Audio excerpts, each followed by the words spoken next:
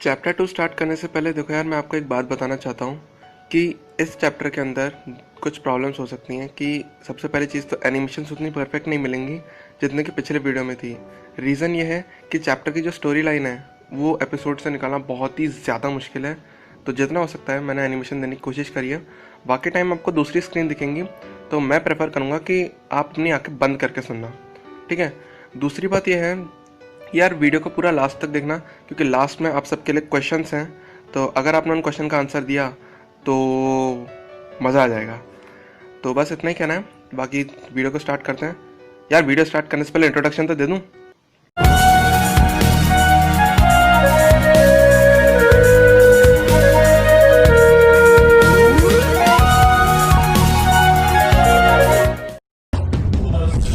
Entry of Cicada. So aqua regia अब पाको की बॉडी के बहुत ही ज़्यादा अंदर तक पेनिट्रेट कर चुका है। मित्सुओ ने अब पाको को अपने हाथ में उठाया और उसने उसके जो लगी हुई थी मिसाइल उसके कंधे पर, उसे निकालने की कोशिश की। तो जैसे ही उसने निकालने की कोशिश की तो हाथ लगाती वो मिसाइल मित्सुओ के टूट गई और एक्वारीजिया उसके हाथों पर फैल गया और उसका हाथ बिल्कुल पूरी तरह से जल गया है। वो पाको की बॉडी पर भी फैल गया था थोड़ा सा। तो जो फैला उसकी बॉडी पर, अब पाको को उसकी वजह से बहुत ही ज़्यादा तेज़ दर्द हो रहा था और वो और ज़ोर से जलने लगी थी। अब मित्सुओ मदद के लिए बहुत ही ज़्यादा तड़प रहा है और वहीं दूसरी तरफ पाको भी बहुत ही तेज़ दर्द की वजह से बहुत ही ज़ोर से करहा रही है। लेकिन दोनों में से किसी को भी ये नहीं पता कि एक्वारीजिया जो पाको की बॉडी पे और एक्स्ट्रा फैला है, उसकी वजह से 120 की बजाय अब उसकी ज़िंदगी के केवल 90 सेकेंड्स ही बाकी हैं। पाको फिर बहुत ही ज्यादा तड़पते हुए मित्सुओ से कहती है, मित्सुओ, मेरा मेरा मेंटल। और इतना कह के पाको बेहोश हो जाती है। लेकिन फॉर्चुनेटली मित्सुओ पाको की बात समझ जाता है और फिर वो केवल और केवल पाको का मेंटल यूज करता है। और रीजन केवल मेंटल यूज करने का ये था कि अर्जेंसी थी उस टाइम पे। और तो और वो पाको का बैज ऑन करके उसे दोनों हाथों से उठा करके, जिस हाथ से जला हुआ था वो उस हाथ पे उसने पाको के पैरों का सहारा दिया, क्योंकि केवल उसकी कलाई तक ही उसका हाथ जला था और वो भी पूरा नहीं जला था, लेकिन दर्द बहुत हो रहा था। तो अगर वो उसे कंधे को सपोर्ट करता उस जले हुए हाथ से तो उसका हाथ और भी ज़्यादा जल सकता था। इसलिए उसने अपने जले हुए हाथ से उसके पैरों को सपोर्ट दिया और दूसरे हाथ से उसके गले को सपोर्ट दिया और उठा के चल देता है वो पाको को उड़ के हॉस्पिटल की तरफ लेकर। फिर वो पाको का बैच ऑन करते हुए उठता है तो वो सारे परमेंट्स को असाई सिटी हॉस्पिटल के परमेंट रूट ए में बुलाता है, जो कि उसी पार्क से स्टार्ट हो जाता है जहां पे पाको को मिसाइल लगी थी। वहीं दूसरी तरफ परमेंट मिचिको के साथ मिस सुमीर का कॉन्सर्ट एंजॉय कर रही थी। लेकिन सुमीर अपने कॉन्सर्ट में रोमांटिक सॉन्ग गाने वाली थी, लेकिन वो अचानक से सैड सॉन्ग गाने लगी। वो भी बिल्कुल इतना सैड कि मानो जैसे किसी की डेथ हो रही हो। ऐसा लग रहा था जैसे सुमीरे पाको से जुड़ी हुई है। तो जैसे ही सुमीरे ने सैड सॉन्ग्स गाने शुरू करे, पता नहीं क्यों अचानक से सारे बादल छा गए आसमान पे। मौसम अचानक से खराब होने लगा और जैसे ही बादल गरजे, सारी की सारी ऑडियंस सुमीरे की डर गई थी और मिचिको ने परमैन को बहुत ही जोर से झटका देके पकड़ लिया था। बहुत ही कस के पकड़ लिया था उसने उसे। मित्सुओ को भी अब वेदर की वजह से उड़ने में बहुत प्रॉब्लम होने लगी थी। पायन और बोबी उसके बुलाने पे निकल पड़े थे और मित्सुओ के अंदर अब पाको के लिए दर्द इतना ज़्यादा बढ़ गया था कि उसकी स्पीड 128 किलोमीटर पर आवर हो जाती है, जो कि एक नॉर्मल परमन से भी तेज़ होती है। और पॉइंट टू बी नोटेड कि पाको को लेकर के भी उसकी स्पीड 128 किलोमीटर पर आवर हो जाती है। तब पायन और बोबी उसे रास्ते में मिलते हैं और वो दोनों पूछते हैं कि ये सब क्या हो रहा है। तो इससे पहले वो कुछ और बोलते हैं, मित्सुओ उनकी बात काटता है और कहता है, प्लीज़ अभी कुछ मत पूछो, प्लीज़ प्लीज़ प्लीज़ पाको को इमीडिएटली हमें हॉस्पिटल पहुंचाना है, प्लीज़ हेल्प करो, कुछ मत पूछो, मैं सब बाद में बताऊंगा। पायन और बोबी फिर मित्सुओ की बात मान लेते हैं और पाको को विद इन 11 सेकेंड्स हॉस्पिटल पहुंचा देते हैं। पाको को इमरजेंसी वार्ड में ले जाया जाता है। फिर मित्सुओ फिर पायन और बोबी को सारी बातें बताता है कि कैसे मिचिको ने उसे धोखा दिया, पाको ने उसके सिर को सहारा दिया और कैसे वो मिसाइल आकर उसके कंधे पर लगी और सब कुछ। कुछ देर बाद डॉक्टर बाहर आते हैं। वो थोड़े से उदास और डरे हुए लग रहे थे। उन्होंने अपना सिर नीचे करा हुआ था। मित्सो उनसे पूछता है, डॉक्टर पाको ठीक तो है ना? उसे कुछ होगा तो नहीं ना? डॉक्टर कुछ नहीं बोलते, वो शांत रहते हैं। मित्सो फिर से थोड़ा सा गुस्से में पूछता है, डॉक्टर कुछ बोलिए ना, आखिर हुआ क्या है पाको को? वो ठीक तो है ना? डॉक्टर बोलते हैं, आई एम सॉरी सर। ये सुनकर मित्सो पागल हो जाता है कि डॉक्टर ने आई एम सॉरी क्यों बोला, और उसका गला पकड़ के मित्सो उन्हें उठा लेता है। लेकिन अचानक से मित्सो को झटका लगता है और वो बेहोश होकर नीचे गिर जाता है। डॉक्टर फिर नर्स को बुलाता है एंड मित्सो को होश में लाने के लिए कहता है। मित्सो को फिर ठीक 660 सेकंड्स बाद, यानी कि पूरे 11 मिनट बाद होश आता है और वो अपने पास पायान, बूबी, परमैन यानी कि उसका रोबोट, डॉक्टर और नर्स को पाता है। और एक बार फिर से वो अपने सिर को किसी लड़की के पैरों पे रखा हुआ पाता है। और इस बार जब उसने ध्यान से देखा तो वो लड़की जिसके पैरों पर उसका सिर रखा हुआ था, वो लड़की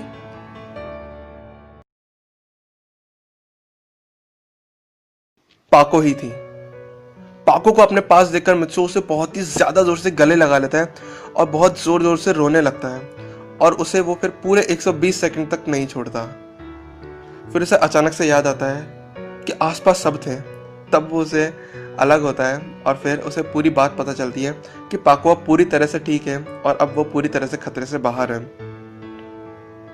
मौसम खराब ही था। फिर से बादल गरजते हैं, बिजली कड़कती है और पूरे हॉस्पिटल की लाइट्स चली जाती हैं। फिर लाइट्स वापस आ जाती हैं अब। लेकिन ये क्या, डॉक्टर को सिर पर पीछे से गोली लगी है। अचानक से पूरे हॉस्पिटल में सन्नाटा छा जाता है। अब पूरी जनता जो थी हॉस्पिटल में, जितने पेशेंट्स थे, जितनी नर्सेज थे, सब गायब हो जाते हैं। कोई नहीं है लाइट्स आने के बाद भी। अब हॉस्पिटल में केवल और केवल परमैन यानी कि रोबोट, पायान, बूबी, मित्सो और पाको बचे हैं और कोई भी नहीं है हॉस्पिटल में। अचानक से सारी लाइट्स डिम होने लगती हैं। बादल गरज रहे थे। सब कुछ बिल्कुल घुप अंधेरे में बदल जाता है। फिर एक डार्क ब्लू कलर की लाइट आती है हॉस्पिटल में, जिससे पूरा का पूरा हॉस्पिटल ब्लू हो जाता है। ऐसा लग रहा था मानो कहीं पर किसी ने ब्लू लाइट चला दी हो वाइट की जगह। डार्क ब्लू लाइट्स थी। और अब केवल मित्सो ही ये सब कुछ फील कर पा रहा है। मित्सो को ये सब कुछ दिख रहा है। बाकी सब के सब एक स्टैचू की तरह बन गए हैं, मानो टाइम भी रुक गया हो, लेकिन मित्सो की सांसें चल रही हैं। मित्सो जिंदा है अच्छे से। ये सब देखकर मित्सो थोड़ा सा डर जाता है, उसे थोड़ा अजीब सा लगता है। वो तुरंत अपना परमानेंट सेट लेता है रोबोट से, और जो पाको का मेंटल उसने अपने कंधे पे लगा रखा था, वो पाको के कंधे पे दोबारा लगा देता है। उसने जब रोबोट को ऑफ करने की कोशिश करी, वो ऑफ नहीं हो रहा था। लेकिन जैसे उसने रोबोट की नोज़ प्रेस करी, तो रोबोट का तो पता नहीं, लेकिन रोबोट से कुछ मीटर्स दूर एक ब्लैक कलर की बॉडी फ्लिकर हो रही थी। मानो वो बॉडी बार बार आ रही है, जा रही है, आ रही है, जा रही है। तभी एक आवाज गूंजती है हॉस्पिटल में, तो मित्सो, आखिर तुमने पाको को बचा लिया। ये आवाज मित्सो ने पहले कहीं सुनी है। आवाज फिर से गूंजती है, इस बार तो पाको बच गई, मगर अगली बार उसकी मौत होना तय है। मित्सो फिर चिल्लाता है, ना बरूतो, हिम्मत है तो सामने आओ, ऐसे चुप कर क्यों डरा रहे हो? मित्सो के इस चैलेंज पर शिकाना उसके ठीक चेहरे के बिल्कुल सामने आ जाता है। जो उससे कुछ मीटर्स दूर था, बॉडी फ्लिकर हो रही थी, गायब हो रही थी, गायब होके अचानक से उसके चेहरे के ठीक बिल्कुल सामने। फिर शिकाना बोलता है, तो तुम्हें मेरा नाम याद है? वेल, मैं तुम्हें बता देता हूँ, पाको के ऊपर इस मिसाइल से हमला मैंने ही करवाया था, और अब उसी की बदौलत पाको के पास उसकी जिंदगी के केवल 2 महीने बाकी है। मित्सो बोलता है, छोड़ूंगा नहीं शिकाना। ये कहते हुए मित्सो शिकाना को बहुत ही पावरफुल पंच मारता है और शिकाना बहुत ही दूर जाकर गिरता है, और उसने 2-3 दीवारें तोड़ दी थी मित्सो के पंच की वजह से। शिकाना फिर बोलता है मित्सो से, अभी तो मैं चाह रहा हूँ, लेकिन ठीक 4 घंटों बाद मैं वापस आऊंगा मित्सो। ये बोलते हुए वो वहां से गायब हो जाता है।